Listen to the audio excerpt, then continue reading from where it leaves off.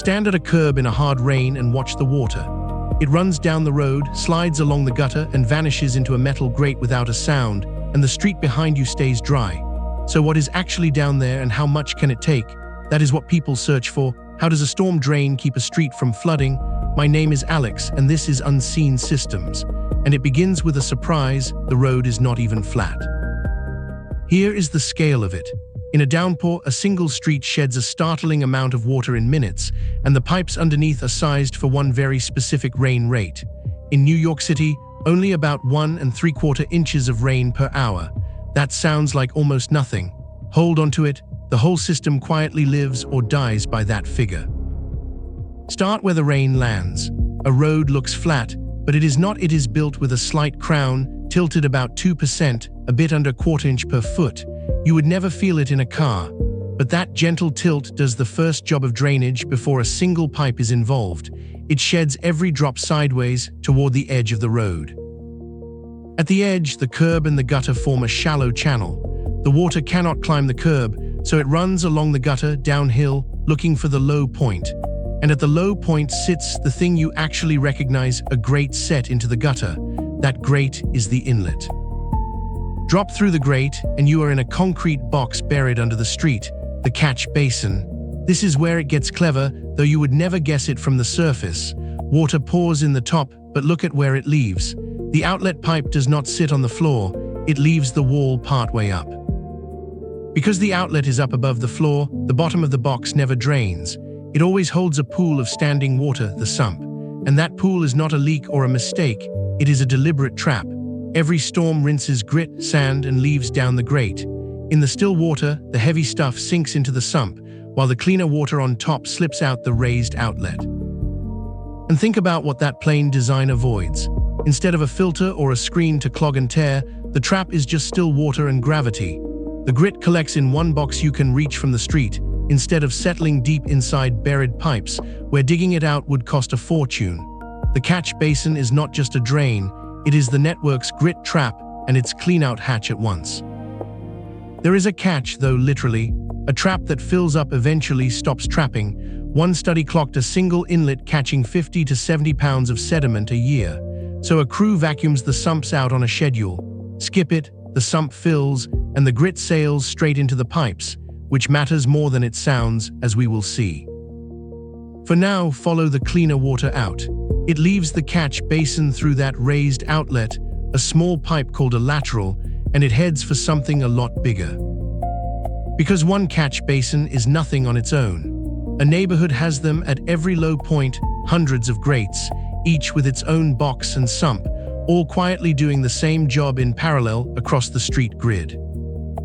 Underground, each one drops into its lateral, and the laterals feed into a shared, larger pipe running beneath the street, a collector. Smaller pipes joining bigger ones, over and over, always merging and never splitting. The collectors merge into a trunk line that only grows as it goes, running steadily downhill. In an ordinary storm sewer, there is no pump anywhere. The whole thing is a branching tree tilted toward one exit, moving everything by gravity alone. And here is where most people are wrong about their own street. That trunk does not go to a treatment plant. In a modern separate system, the storm drains are their own network, ending at an outfall that empties straight into the nearest creek, river, or bay, essentially untreated. The rain you watched vanish down the grate is in the creek, barely touched. That is why only rain down the drain is stenciled next to so many of them. Whatever is on the street when it pours oil, litter, lawn chemicals rides the same gravity path and arrives raw in the water. A storm drain is a shortcut to the river, not a garbage chute. Older cities that share one pipe for sewage and rain have it worse.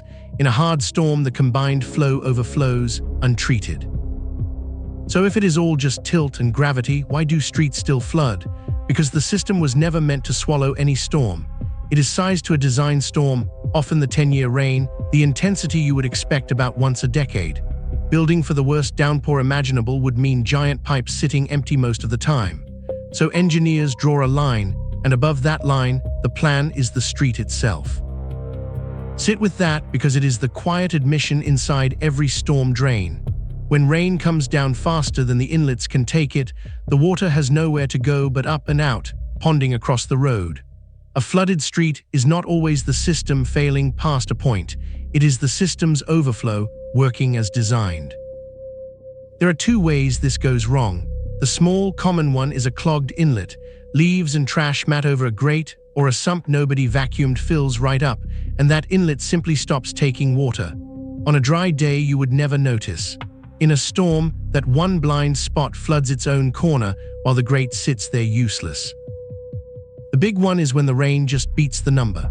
On the night of September 1st, 2021, the remnants of Hurricane Ida stalled over New York City. The system there was built for about 1 3/4 inches of rain an hour. Ida delivered around 3.5 inches in a single hour, the most intense hour of rain the city had ever recorded, nearly double what the pipes could carry. Here is how the city's own controller stated the limit. New York City's sewer system is only designed to manage 1.75 inches of rain per hour. When a storm doubles that rate, the streets do not just puddle, they fill. During Ida, water poured into low roads and basements faster than anyone could react. 13 people died across the city that night, most of them drowned in basement apartments, inland, outside any mapped floodplain reached by ordinary rain that the drains simply could not move fast enough. Step back, and the surprising thing about a storm drain is not that it carries water away. It is that almost none of it is powered: a tilt, a gutter, a bucket of still water catching grit, and a pipe running downhill. It leans on gravity and geometry, which is exactly why it is so reliable on an ordinary day and why it has a hard ceiling on the worst one. So the honest answer to the question we started with is that a storm drain does not keep a street from flooding no matter what. It keeps up with every normal rain, completely and silently tilt, gutter, grate, sump, pipe, outfall, and then, past a line drawn by cost and physics, it deliberately hands the overflow back to the street. A storm drain is not really a hole that swallows rain. It is a tilted, gravity-fed shortcut that carries a street's water, grit and all, to the nearest creek.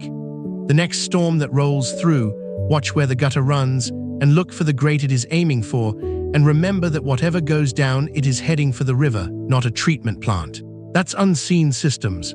Keep following where the water runs, my dear engineering fans, and I'll see you next time.